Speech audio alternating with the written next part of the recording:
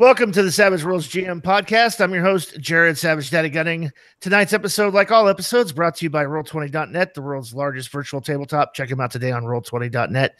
Follow us on social media. We're at Facebook and Twitter at SWGM Podcast. Go ahead and subscribe and follow us on iTunes. Damn it, screwed it up. I was on a winning streak. Subscribe, like, and share on iTunes. Savage Worlds Game Master Podcast.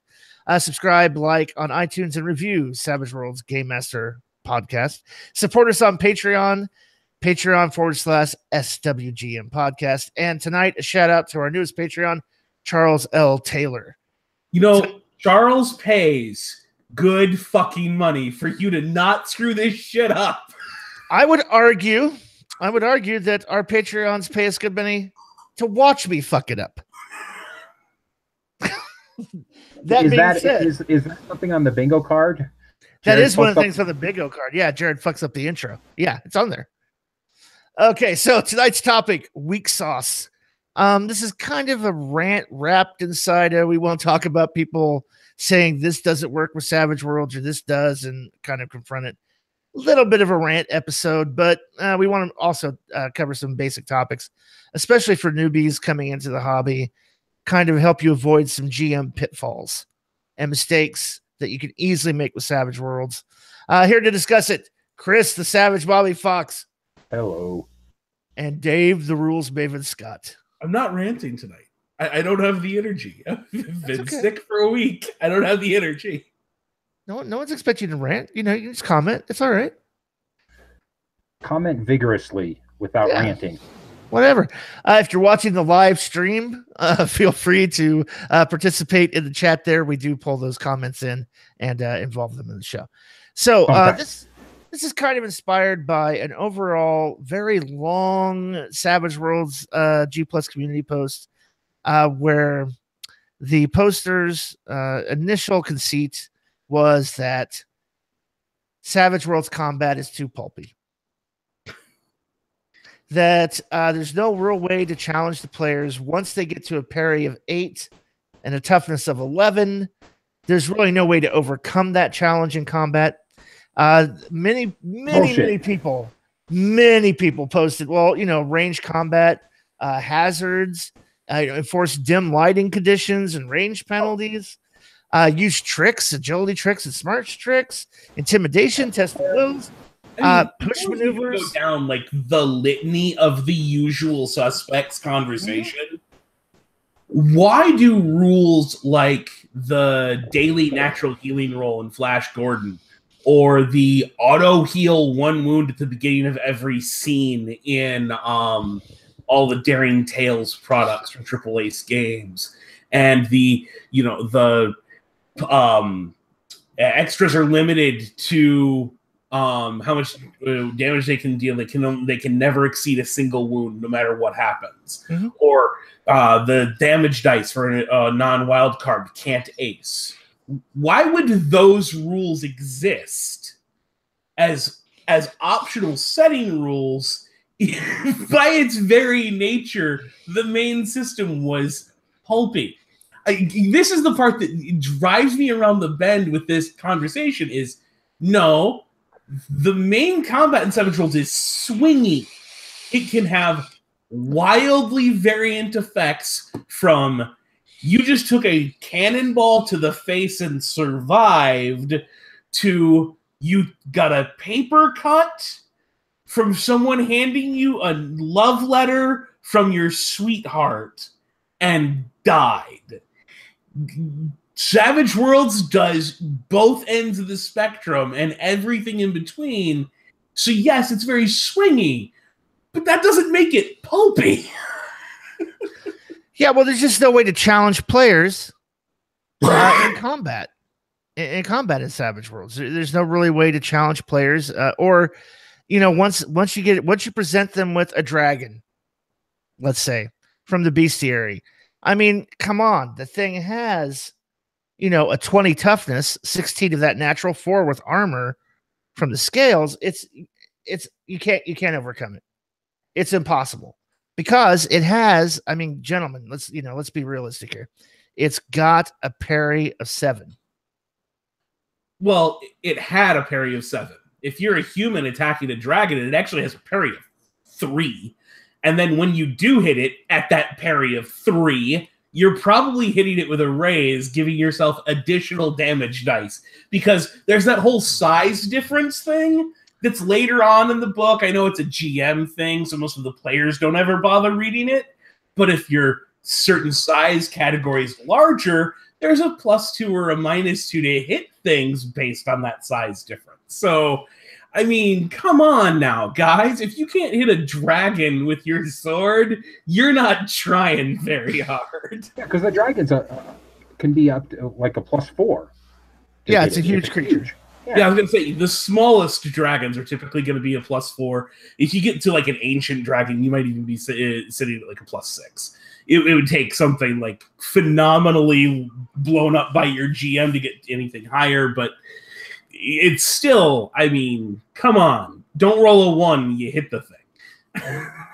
Well, it's okay, and we're being obviously sarcastic.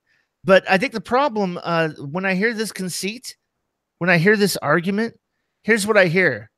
I don't know the rules. Is what I hear. It doesn't play like another game that I play that I want it to play like. Yeah, I want the characters to be able to trade blows and whittle each other down because that's the combat style I'm used to. And that's not the combat style that's here. God damn it. I walked into a Taco Bell and I want a cheeseburger. Well, see, and the funny thing is, and I don't know if anybody who is watching this live or typically listens to the podcast is a regular listener of the Wild Die podcast, but they actually just did one where they were ranting about stuff that drives them insane. And they were talking about the lack of use of tactics by the players and how because the players refuse to use the litany of tactical options in the book, that it turns into a D&D fight where the two guys stand toe-to-toe in the middle of the room and just beat on each other with swords, and it becomes bloody boring.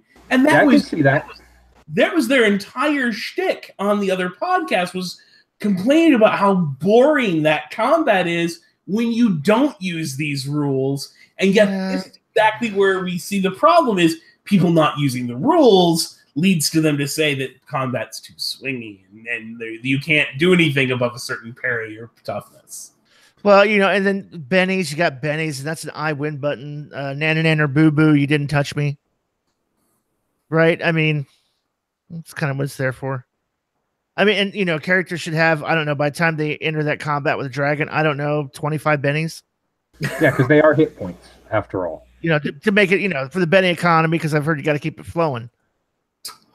Got to keep the Benny economy flowing. And flow, but yeah.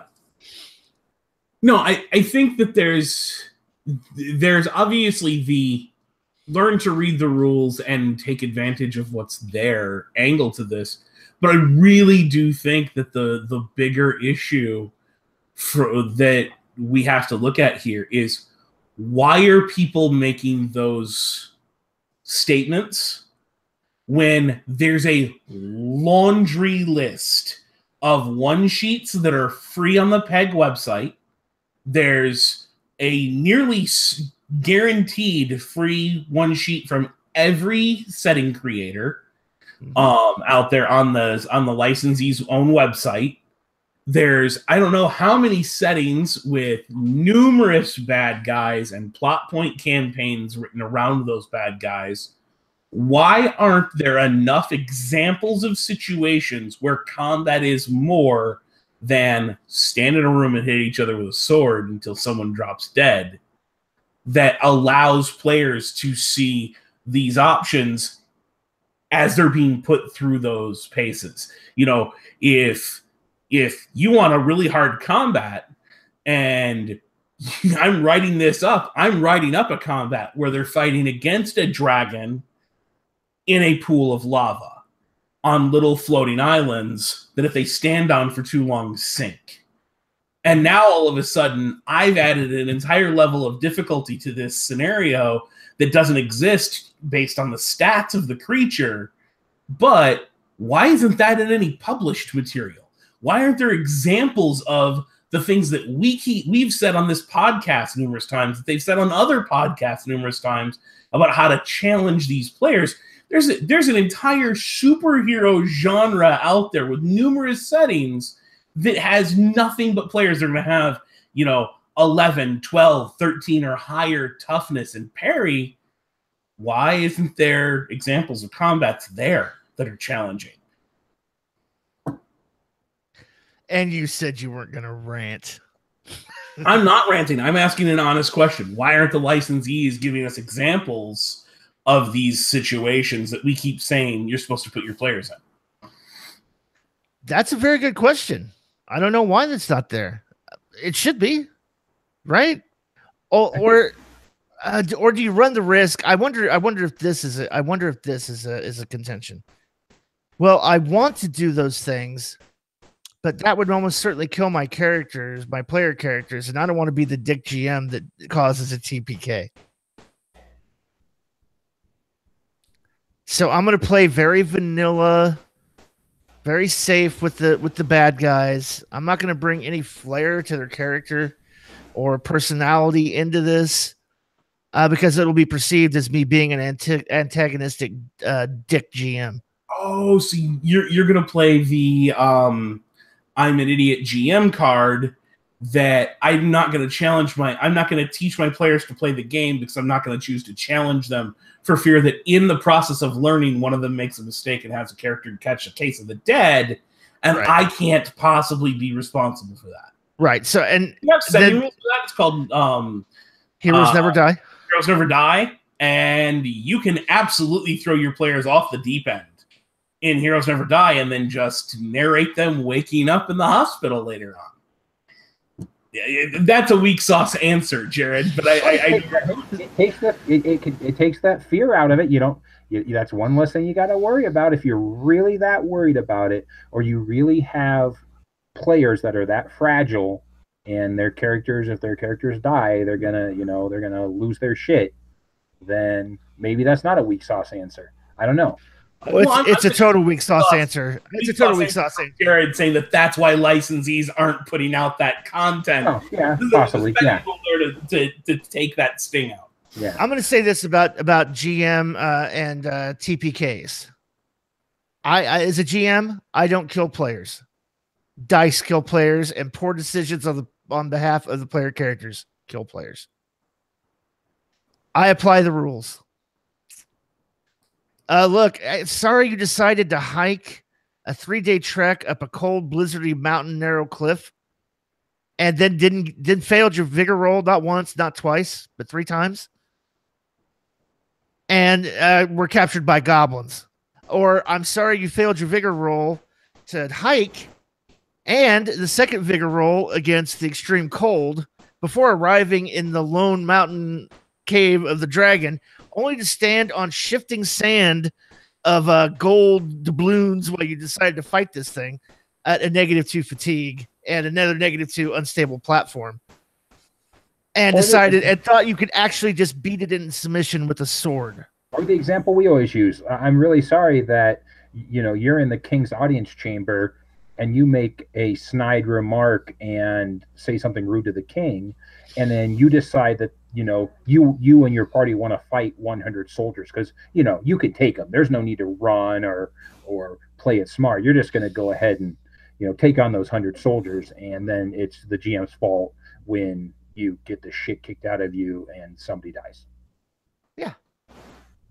Well, and I think there's also another aspect to this that we're not talking about, and that is the moments where it's narratively appropriate for the GM to narrate some things just happening.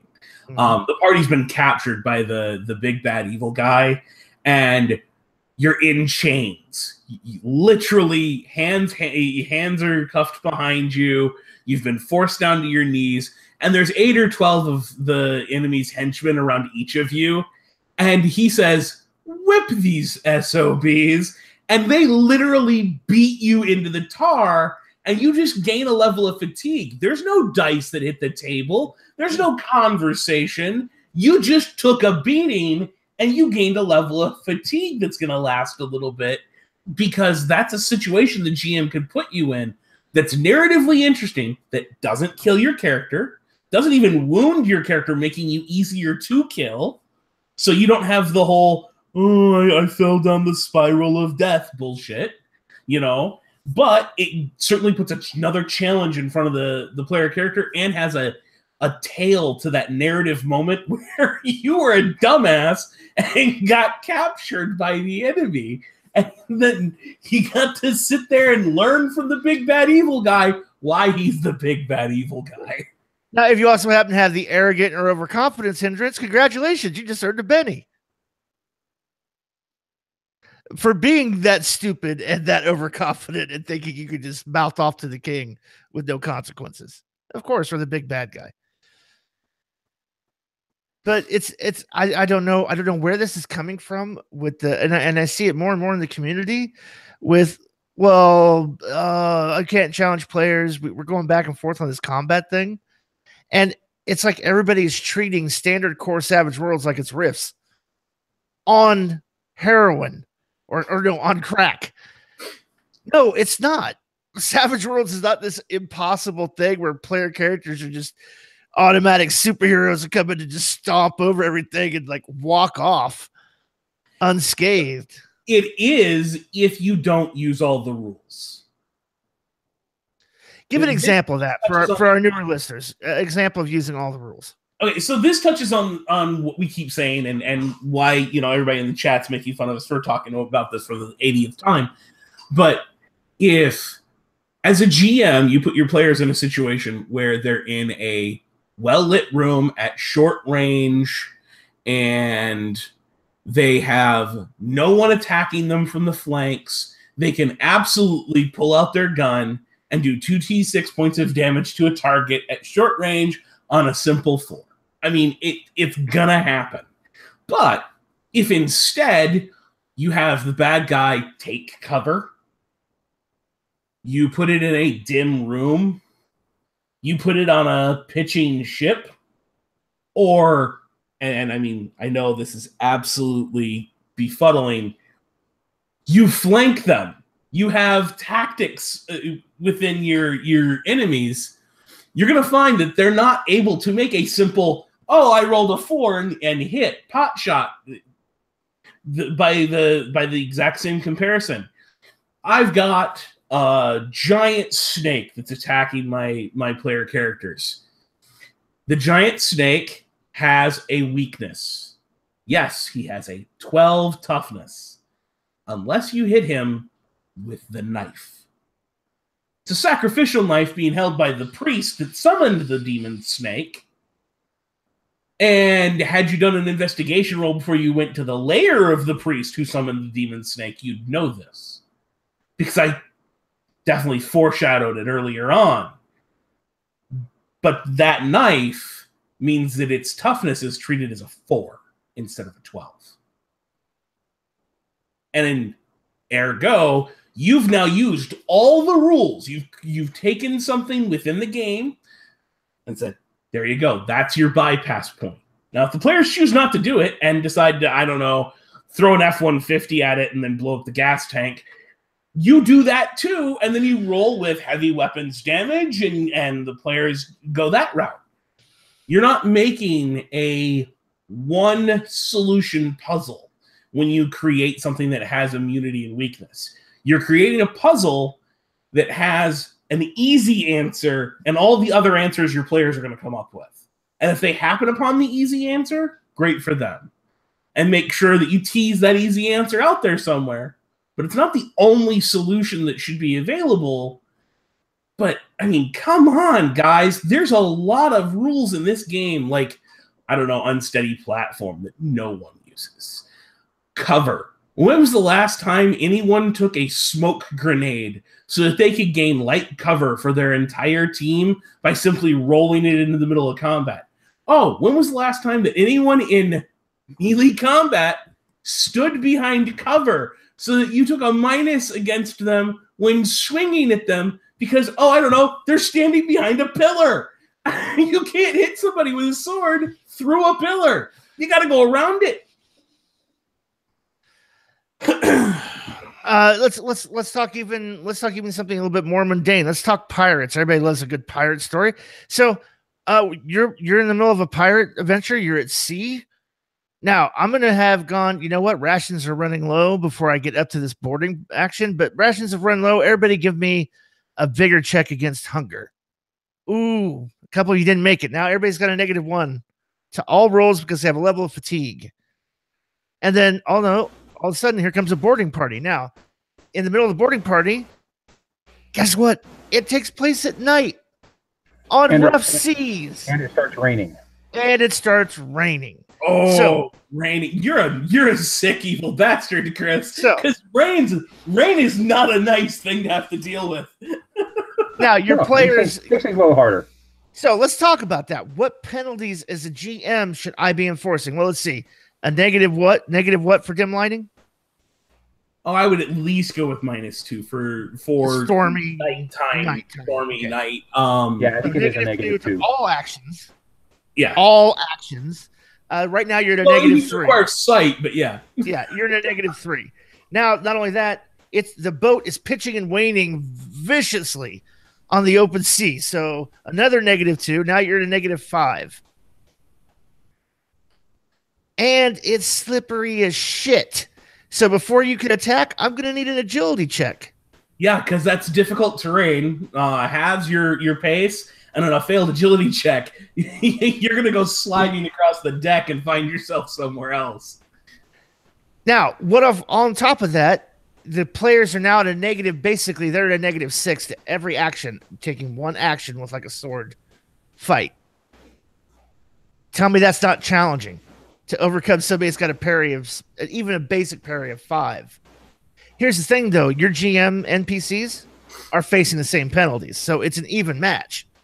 But it's an interesting battle. Now, what if, I don't know, my extras decide to gang up on one person with the sole intent of pushing them overboard? That's nasty. Gang up bonus. Gang up bonus and an opposed strength check. An opposed strength check. And if you don't win that opposed strength check, you go overboard. How many players do you know take swimming? Same number. Not very many. So go ahead, give me a swimming roll in the choppy, violent, stormy sea where you're already at -2. Oh, plus your clothes are weighing you down. That's another -2. Sunset Sam throws in here. He says, seriously, though, is dying of exposure a fun game session anyway? And my answer is, if you died of exposure, then you failed to react to being placed in a hazard. There's warm clothing and building a fire. That'll stop you from dying from exposure. That's a simple survival roll. Or, a purchase at the beginning of the game session gets you winter clothing, and suddenly you're not taking these harsh penalties from cold. Wait a minute. Wait a second, Dave. You're telling me that as a GM, you've laid out this plot point seed for me to go follow, where I'm going to have to go trenching across Arctic environs, and none of your player characters went, excuse me, I'd like to buy a winter coat. You kidding me? Yeah, and that's your fault. It's your fault as the GM because you shouldn't have put them in that situation. Right, dumbass. So here's what I mean. Sam asks, Oh, go ahead. He said, did you give them a way out, though? Did they have those options? Here's the thing, Sam. You're extrapolating these situations based on us saying, hey, throw a lava pit under a dragon. Yes, I absolutely would give the players options. I'm not an ass. I'm not saying, oh, give me 5 rolls for extreme temperature. No, I'm saying give me a roll. Oh, you failed that? Let's look at the book. Oh, this is what being exposed to cold does. Okay, moving on. What do you guys do? You now have a member of the party that's starting to get frostbite. What do you do? Right. Because more than likely, only 1 or 2 players are ever going to fail a roll. If you ask 5 player characters at your table to give you a dice roll, ask one person to make a notice roll. You'll see what it looks like to have 5 player characters give you a dice roll. But if you ask for one dice roll, I guarantee someone at the table succeeds. And I probably am laying better odds to say most of them succeed. That's the way Savage Worlds is designed. It has a 60% base success rate for anything that's trained in the game at the most rudimentary level. That's because you're playing heroes. Right. Now here's the other thing too. If they wandered out into the wilderness without winter gear or any rations, they found themselves exposed to frostbite, and nobody in that group. They've all got D8 fighting, D8 shooting, D8 throwing, and some great combat edges. If none of them have survival, is it really my problem? At that point, it becomes have survival among them. I think they have to, when you present the situation, come up with a plausible way around it. Here's the thing. I'm going to turn that into a tauntaun moment. Them because you're afraid that they might not think to build a goddamn fire. Yes, they get dropped on the side of a mountain. And don't assume your players are too stupid to build a campfire. Make them roll for the cold. Right. Or they have a pure tauntaun moment and end up gutting their horses and sleeping inside them. Hey, like I said, gave them one easy option and the plethora of other options they're going to come up with on their own. Because your players will come up with inventive shit that you didn't even think of when you invented that challenge. Oh, yeah. And this is GM weak sauce. Here's GM weak sauce. Trying to figure out all the solutions, because your job is you work in the problems department. And if you try to figure out every permutation of every possible thing and make sure it's presented to them, you're not doing your job as a GM. Hello, I'm a GM. I work in the problems department. Solutions, that's on you guys. My job is not to block you as a dick when you come up with an inventive solution.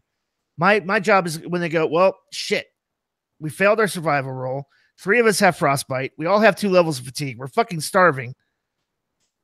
Goddamn, those horses look pretty good. We're going to slaughter our horses, eat the intestines, and then sleep inside them tonight for warmth. My job as a GM is to go, yeah, that's what you do. Not, no, you can't do that. This is that moment where, we've talked about this on the show. Yes, and yes, you absolutely can do that. And here's what I need you to roll for me. Or yes, and you also can eat the intestines and take care of that level of fatigue you all have from not eating. And deal with the wandering carnivores that are going to kill us in the night because of the smell of blood and dead animals. Oh yeah, and then I'm going to roll wandering damage as the pack of wolves take at least one of you in your horse bed. Now let me ask you that: is everybody going to cry foul on that? I'm sure they might, and here's my answer to that. It's my job as a GM to present a fair resemblance of a world. And if you're out in the middle of the Arctic on the plain, you got to know there's wolves. And if you don't know there's wolves, you're going to find out. Especially if you're sloppy about slaughtering your horses, leaving blood and entrails around, and didn't build a fire to ward anything off. I'm not going to have the wolves attack the party. Wolves won't attack a party of heroes around a campfire. They will absolutely drag that horse carcass off into the woods to eat. And oh, by the way, one member of the party is sleeping inside of it, and they got drug away too. Holy shit! Where's Bob? Wound when the wolf bit down on the horse to drag it away, it happened to catch their leg. Yeah, I think that's very valid. I don't think that's a dick move at all. Well, I think it's weak sauce to blame Savage Worlds for its inability to challenge players when you as a GM, A, don't use all the rules, B, do not have the imagination necessary to be running that world.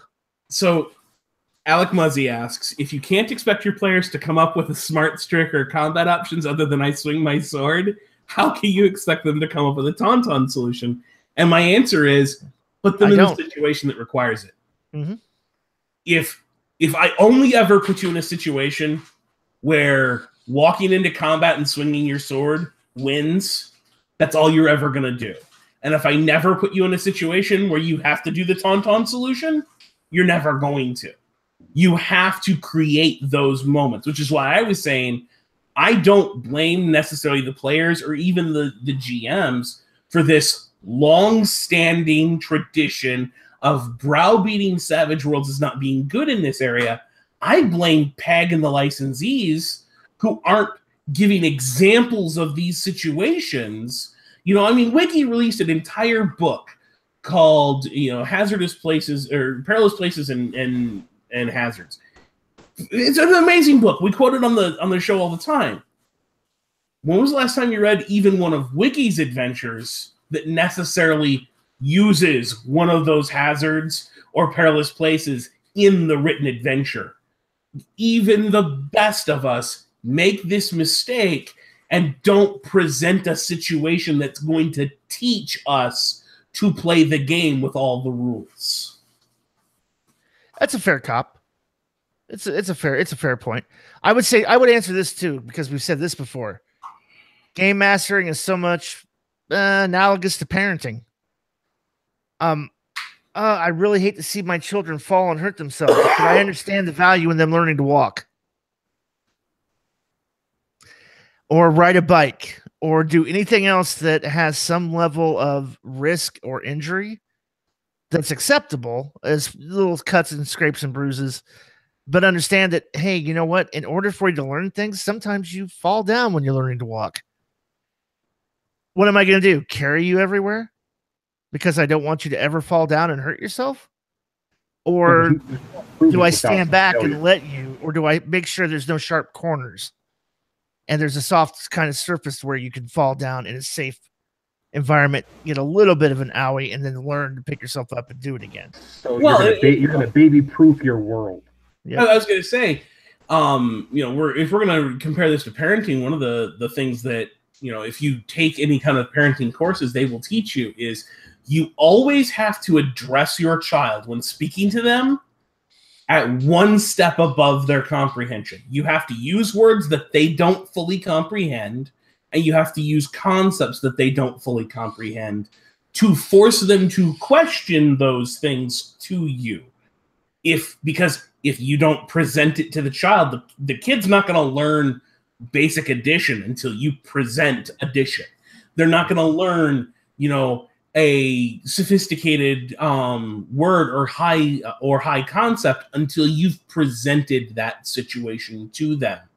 So you have to present them with those situations. It's one of the first lessons they teach in parenting courses. Well, it's one of the first things we should teach GMs is your players aren't going to do something unless you present them a situation in which it's an option. Right. Well, there's also this great quote. I don't know if it's a quote, more of an anecdote from Neil deGrasse Tyson talking about science and the scientific method of experiencing and discovering things, especially with children through play. And he talks about letting a child play with an egg, understanding that they're going to at some point crack it and break it, because they understand that, hey, wait, here's something that can be hard, but is also still very fragile. They learn a multitude of things about life and experience just through handling an egg, an unboiled egg. Oh, it's cold to the touch. Oh, it's kind of round. I can roll it. It has this effects. If I push it a little bit, motion takes over. I'm learning about Newton's laws of gravity. I'm like, oh, it broke. Oh, shit. Oh, that's messy. Oh, but at the same time, how can something be hard but also fragile? It's the same thing when you're talking about role playing. My job is not to put you into death traps. I'm not the mustachioed GM. But if the story dictates it and it's a reasonable expectation of the story, that you don't mouth off to the fucking king because you're not some goddamn special snowflake. You need to learn that lesson.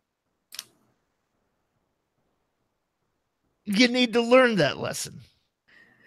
So another one of these that I've seen recently that I have to call kind of weak sauce on, there was a conversation about dramatic tasks where the person was talking about how, you know, they couldn't challenge the guy because, you know, they had, I believe it was like Ace and the professional or expert edge. So they had like a natural +4, and then they had someone used like boost lower trait on them, so they had like a +6.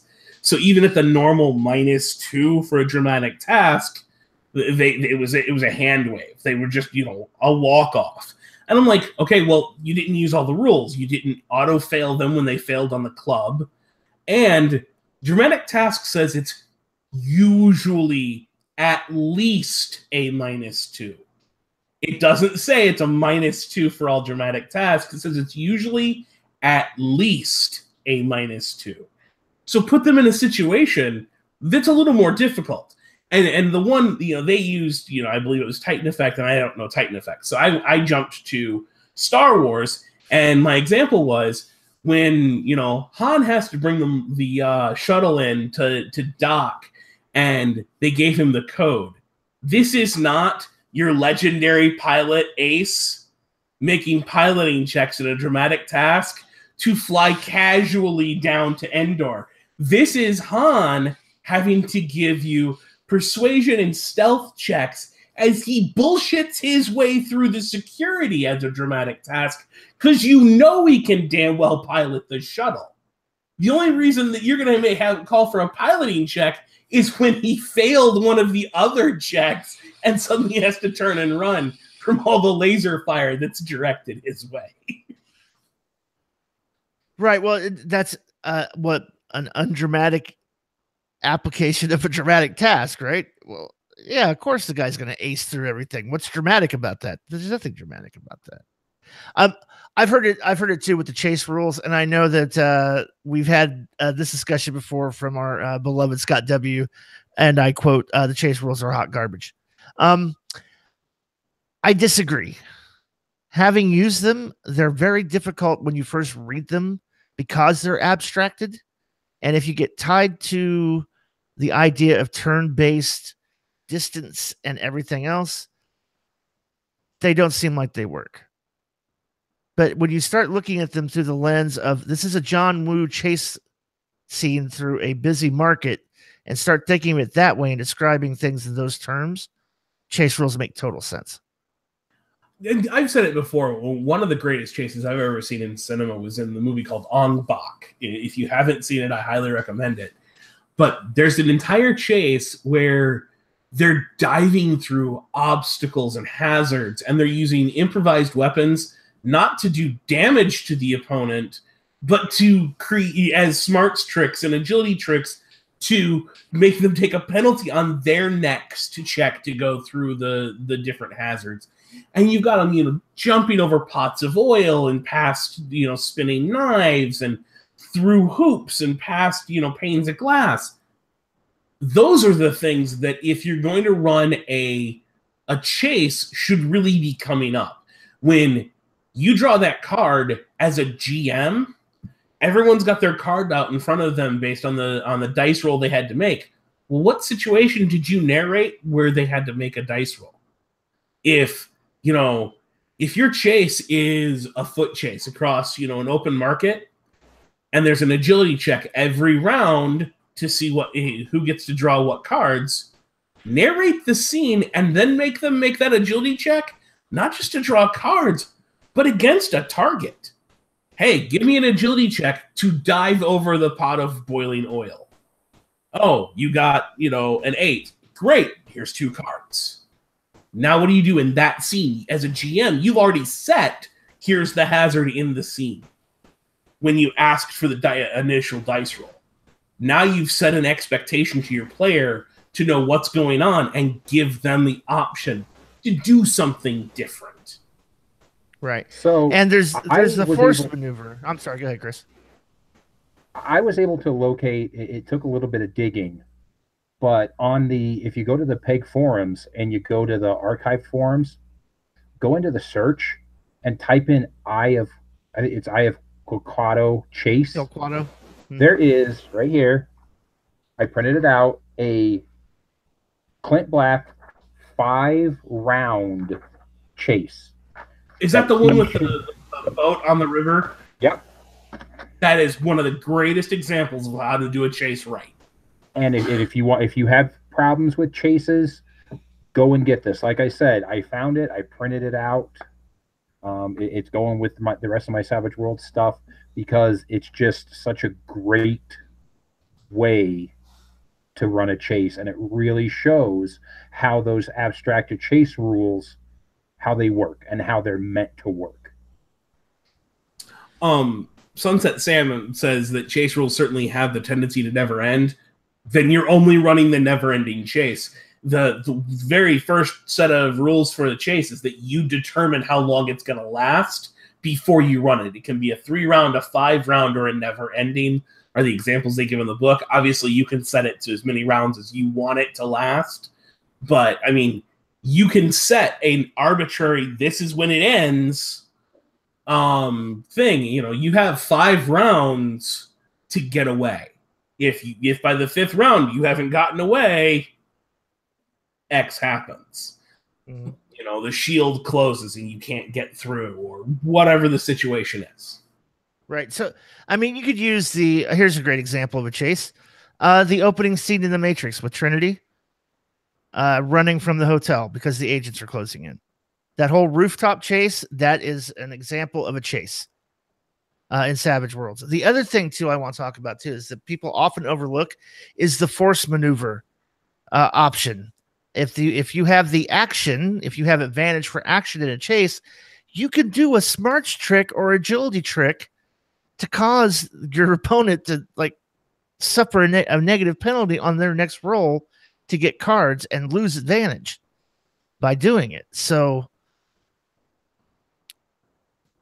read the chase rules with a very open mind. I think a lot of people just do the same thing with chases that they do with dramatic task, and they don't frame it narratively when they go to do it. They sit down and they go, okay, so according to the rule book, what we're supposed to do is you're supposed to roll agility. And every success or raise gets you 1 card. Okay. If you didn't get a club, anybody get a club? No club? Okay, nobody got a club, so no complication. Okay, so whoever has the highest card gets to take action. Oh, and they get to, what are you gonna shoot on him? Are you gonna shoot him? Are you gonna shoot him? Are you gonna attack him? Are you gonna shoot him?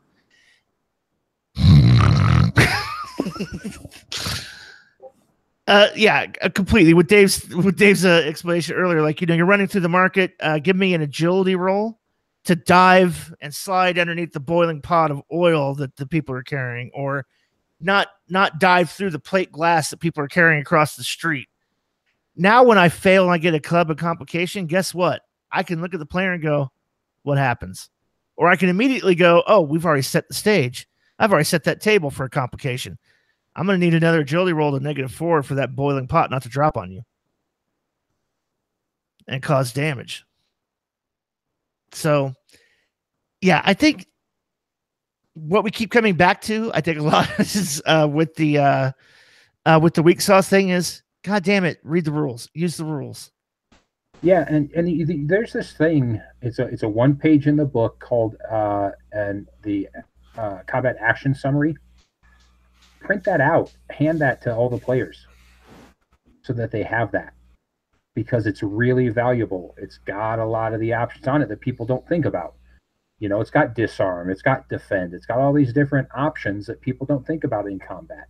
And maybe if they had it in front of them, they might use them a little bit more. Hey, maybe they just wouldn't give a shit. Last Friday night, where the very first thing I did was try to, with the drop, snatch someone's weapon away from them, and it failed, and I found myself on my ass getting butted in the butt stroke in the face with the end of a shotgun. It was very interesting, but it was because of the fact that I knew my option was to disarm the guy holding the shotgun on me at point blank range. Well, I don't necessarily disagree, except that I do. And I'll say this: players, most of the players that I've run into don't know what's on their own character sheet, let alone looking at another thing for attack options and digesting that and knowing when to use it or how to use it. What I would recommend, print them out, and as a GM, make yourself a personal challenge to use at least one of those attack options for your bad guys, for your NPCs in every combat. Because players are going to learn a lot more by watching you do it than you handing them a sheet with here's all your options. At a certain point, it's information overload, if they read it at all. And the great thing is, as a GM, if you do that, you're building your GM skill, and when I go, hey Dave, what do I need to do to disarm your player character? Well, it's an attack against him at -2 for the called shot, and then you roll damage, and it's a strength check to against the damage to maintain control of the weapon. So if you hit me with the fighting attack and a -2, and you score a hit, you roll damage, and then I have to roll against that damage, strength as well, to hold on to the weapon. Now, you can also choose to do it solely against the weapon for an additional -2. So you can up that to -4, in which case it'll do no damage to the target, even if you connect and don't disarm them. You won't do any damage to the target character. So if you're trying to do a disarm without wounding someone, you're going to take an additional penalty. But that's all right. Right, and I think it's more important that the GM understands that and demonstrates it for the players. Because with the players, like the first time I've been talking about this for a while in a game, is like, listen, I would do the Chuck Norris 3-thing combo. I do an intimidation followed by an attack, or followed by a wild attack, followed by a push prone to the ground and a curb stomp. Yeah, you're making everything at a -4. But when it works, oh my God, the things balance out, and it's like all the fruit lines up on the jackpot, and it's killer move. One of the players overheard me talk about that on the podcast, brought it into our game, used it against another player character, and immediately put him on the ground with 2 wounds. And the player character that received the attack went, "What the shit? What the shit just happened?" Sam in chat. Like, hey, it's multiple actions. You guys could do more than one thing in a round. I've been telling you could do more than one thing in a round. Are you sure you don't want to take a multiple action? So having it done to them or seeing it done, much more impactful than, and you're going to build your GM chops as well, especially when it makes sense for your NPC to do that. So,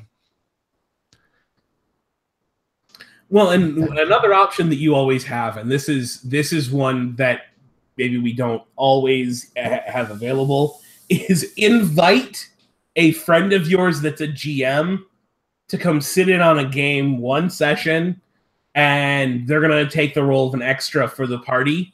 And for that day, tell them, hey, use all the rules against the NPCs. All of them. Mm-hmm. And you basically bring in a ringer. Someone who just walks in and is a god among men because they're using all the rules. And the other players are going to go, I didn't know I could do that. And they're going to start jotting down notes on their character sheet for stuff they want to try in the next scene or the next session. Yep. All right. Well, do we have anything else from the peanut gallery, so to speak? Sam's trying to bait us by saying Eye of Kilquado is a pulpy one sheet. Yeah, it is. It's all pulp. I mean, yes, that is exactly what it's meant to be. I mean, it's ripped right out of Indiana Jones. If it's not pulpy, I don't know what is. Let's see. Anything else other interesting? Swarms are nice. I agree, CL Taylor. Swarms are nice.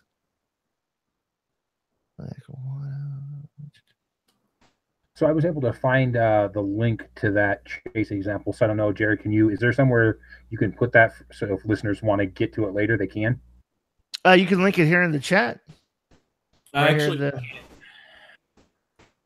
because you haven't set up any admins, we can't drop links into the active chat.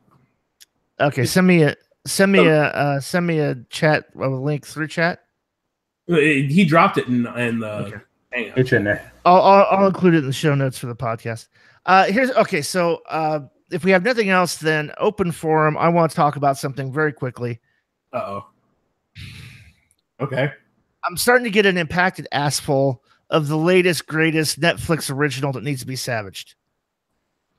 I'm seeing it. Altered Carbon. Yes, I'm seeing this trend with this new things on Netflix. It's totally original. I want to run it in Savage Worlds. Savage. It is just Savage Worlds. If your character dies, oh look, they come back with 5 less experience. No, they come back with the same amount because they have a disc in their skull. But that disc doesn't back up as all the time. Remember, we see that like one guy, it's like 24 hours he loses or whatever. Right. And that's just 5 less XP. I mean, right. That's just an application. That's just an application of the heroes never die setting rule. Through technology, we have a cortical stack. Heroes never die. Real death. They dragged your disc. Is the whole narrative answer to heroes never die? The occasional situation where you did fucking die. Right. But if you read Heroes Never Die carefully, it never says player characters don't die. It says they die when it's dramatically appropriate to the story. Read the fine print on that one, boys and girls. It does not say characters have plot armor and never, ever die. Well, and I mean, let's be honest. The big reason that we see this repeatedly, the new Star Wars movie comes out and everybody wants to savage Star Wars again. Yeah, the Altered Carbon comes out and everybody wants to savage that. Is the very nature of what Savage Worlds is. It's the rule set that you're supposed to be able to play anything in. But unfortunately, and this goes back to something we talked about last week, we're so lazy we're not creating our own trappings for things, and we don't go, oh, that's just a trapping for why you come back with 5 less XP. Right. Really? That's... You can't come up with... Now... Start the same character with 1 less advance? Here's my answer to anybody who would like to run Altered Carbon. Understand what Altered Carbon is. Yes, it's transhumanism. Yes, there's clone bodies. Yes, people are immortal. Yes, there's flying cars. La da da da da da da da da. It's a detective story. It is tech noir, just like Blade Runner. Cut from the same cloth. Now, if you want to bedazzle your player characters, that you're running your own setting version of Altered Carbon, go grab a copy of Deadlands Noir. Don't tell them they're playing Deadlands Noir and explain everything through a sci-fi filter. And then when someone gets a combat-ready skin, give them a +1 to something. Any one thing.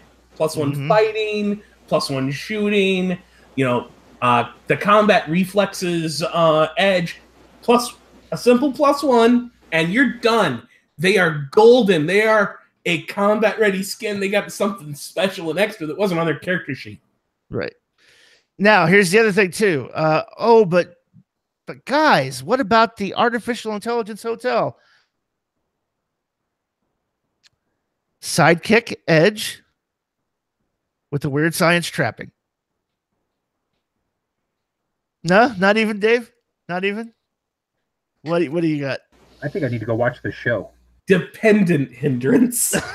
Fucking Hotel becomes a stalker and falls in love with your ass. That's true. Okay, then if you guys are, spoilers, you could be tortured in virtual reality if you're not careful. Die 100 times until they get the information. Feel free to just run that as an interrogation. With every round, this round I chop off your legs and show you the bloody stumps, and then I make my intimidation roll.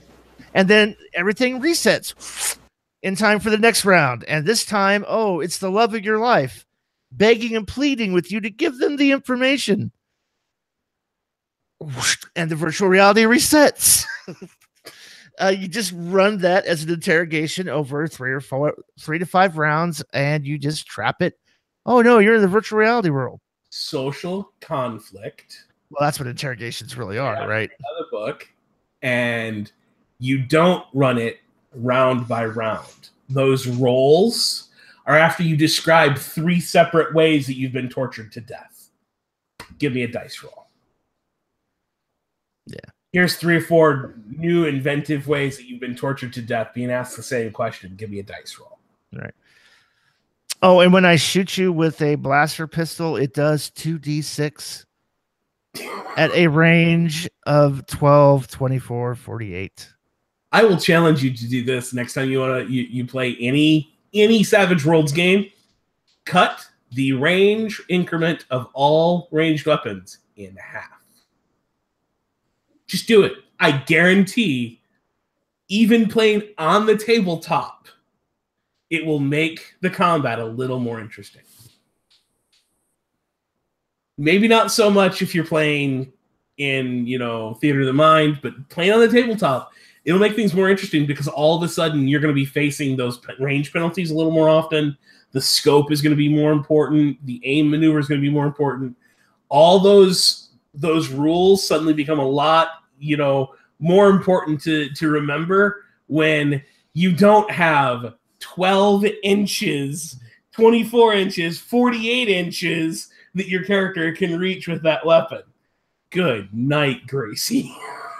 I would also make one other distinction. Well, what about flying cars, Jared? Yeah, we call those airplanes. Make piloting rules. But it's a hover car. Yes, it is. It absolutely is. And what does it do? It flies. Piloting rules. Okay, and CL Taylor, Mr. But it's plasma. Okay, give it the fire trapping right out of the book.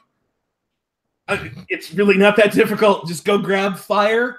It's listed under the trapping section. It has that nice burning effect. Bam, done. Plasma's taken care of. Yep. Plasma's the easy one. Yeah, but don't tell your players that you're running Deadlands Noir. Tell them it's altered carbon. And watch them get all. And they'll never know the difference. They'll never know the difference if you do it right. All right. On that note, until next time, this is Jared Savage Daddy Gunning for Chris the Savage Wyoming Fox and Dave the Rules Maven Scott saying keep rolling and stay savage.